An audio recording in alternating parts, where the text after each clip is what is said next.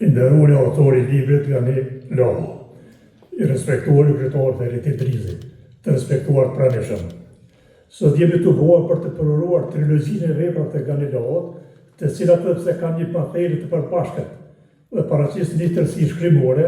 mund të qëndrojnë edhe si libra në vete. Me që është kështu,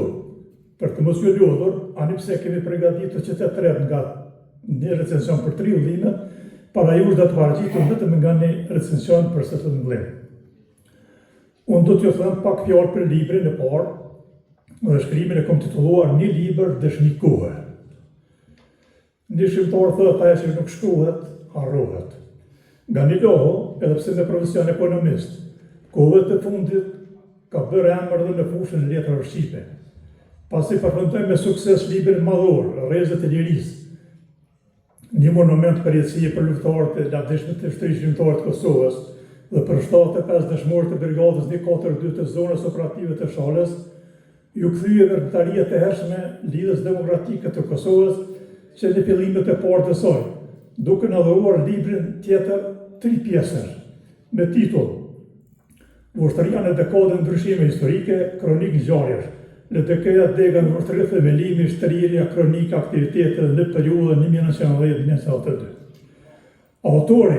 duke qenë vetë protagonist e atyre ngjarjeve, ka arritur të na japë një pasqyrë reale të lindjes, aktiviteteve të saj, lëvizjes vëllore mbetet një hall të rëndësishëm në zinxhirin e gjithë kohës sonë të gjithëbashme. Libri me fakte, ngjarje, dokumente me përjetësime, edhe një dëshmi kohe që do të mbetet në anëret e historisë, sigur si nori për brezat e armërisë. Materialet e tij do shkrim të ruajtura me akribi fanatiku, paraqesin të vërtetë vamueshme të një tranzicionit të realitetit jetësor e historik,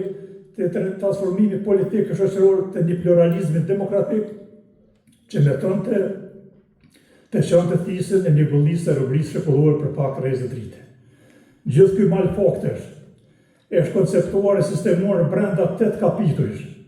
të cilët ruajnë vazhdimsinë e tyre zhvillimore dhe koherencën përballësore, brenda një hapësire të shkurtër kohore, brenda një vjeçar, 2 vjeçari që përmbush me plot aktivitete.